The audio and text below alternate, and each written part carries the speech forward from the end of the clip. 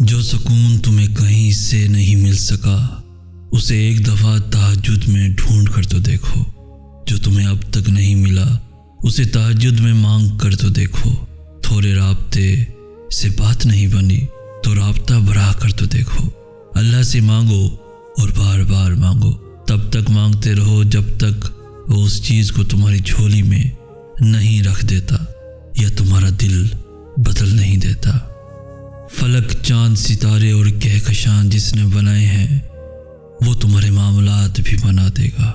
جس نے دن اور رات کا نظام سنوار رکھا ہے وہ تمہارا مقدر بھی سنوار دے گا۔ جس نے اتنی جھولیاں بھر رکھی ہیں وہ تمہاری جھولی بھی خالی نہیں رہنے دے گا۔ وہ تمہارا صبر اور تمہاری ریاضتیں کبھی ضائع نہیں ہونے دے گا۔ وہ کن فرمائے گا اور ضرور فرمائے گا۔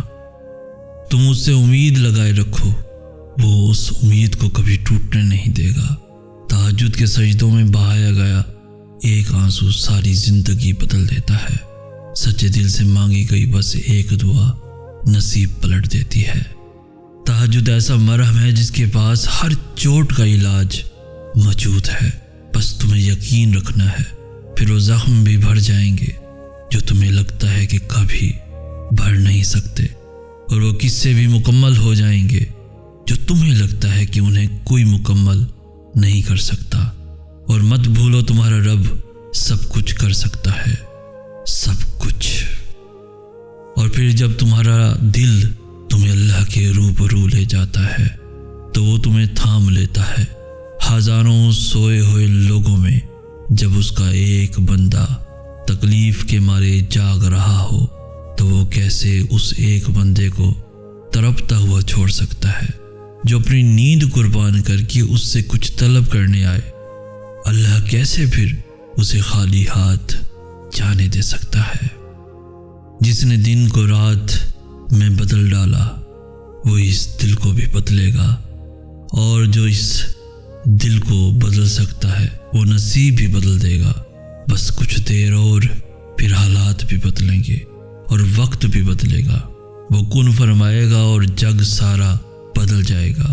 لا حاصل حاصل ہو جائے گا اور ناممکن ممکن بن جائے گا، اور یوں تم مطمئن ہو جاؤ گے یہ جان کر کے جب تمہارے پاس سب تھے تب بھی وہ تھا، اور جب کوئی پاس نہ تھا تب بھی وہ تمہارے پاس رہا۔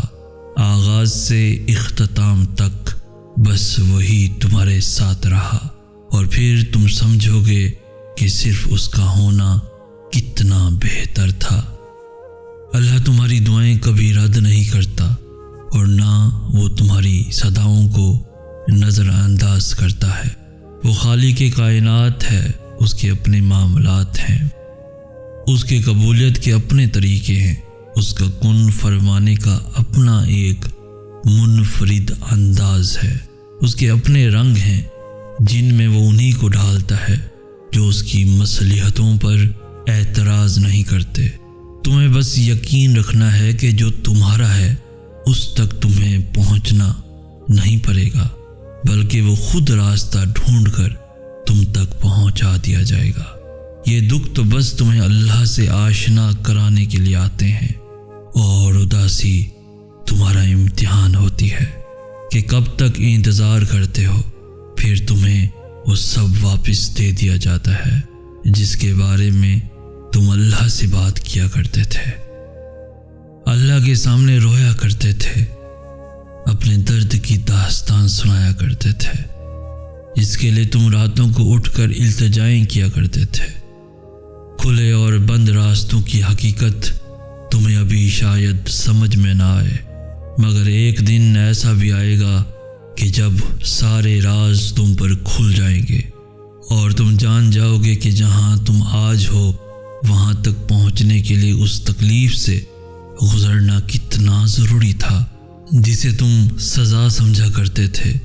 اس سزا سے گزرنا کتنا ضروری تھا، کیونکہ بے سکونی کے بعد اللہ ایسا سکون دے دیتا ہے کہ پھر بے چینی کبھی روح کا حصہ نہیں بن پاتی۔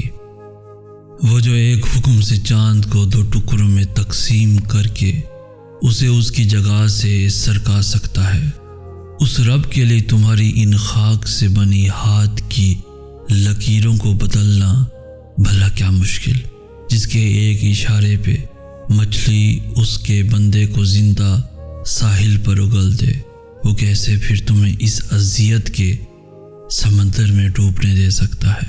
کیسے دے سکتا ہے؟ تم اس سے بے خبر ہوتے ہو، مگر وہ ہر لمحہ تمہارے دل کی کیفیات کی خبر رکھتا ہے۔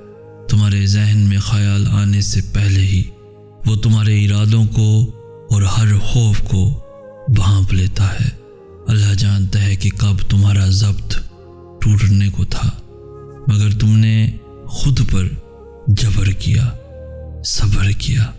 وہ سنتا ہے جب کوئی دوسرا نہیں سنتا، وہ ٹھہر جاتا ہے جب کوئی دوسرا نہیں ٹھہرتا۔ جن راستوں پر تمہیں اللہ لے کر جاتا ہے، ان راستوں پر تم اکیلے نہیں چلتے، بلکہ وہ تمہارے ساتھ چلتا ہے۔ جب وہ غم کے حالات پیدا کرتا ہے تو وہ تمہیں ان حالات سے لڑنے کی ہمت بھی دیتا ہے۔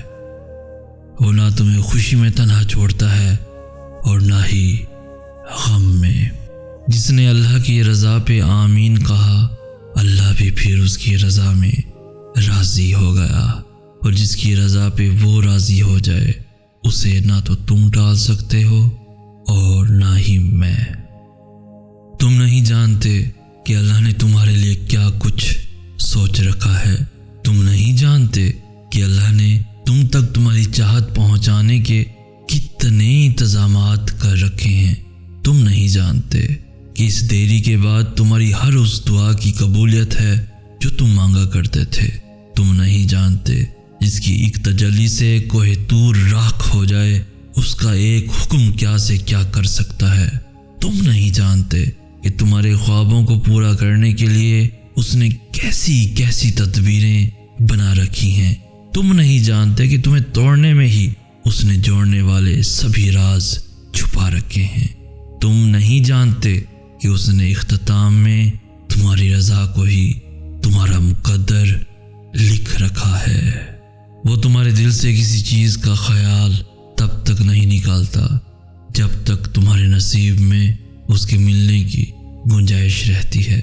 اگر تم چاہتے ہو کہ سکون تمہارے قریب ہو جائے، اگر تم چاہتے ہو کہ تمہاری محبت تم تک واپس آ جائے، تو تم اللہ کے قریب چلے جاؤ اور توکل رکھو۔ تمہاری ہر مراد، ہر فریاد کا جواب ضرور آئے گا اور تمہارے حق میں آئے گا۔ وہ جب تمہیں خود تک لے آتا ہے تو تمہیں تم تک بھی لے آتا ہے۔ وہ آداب دعا انہی کو سکھاتا ہے جن کے مقدر میں قبولیت لکھ دیتا ہے۔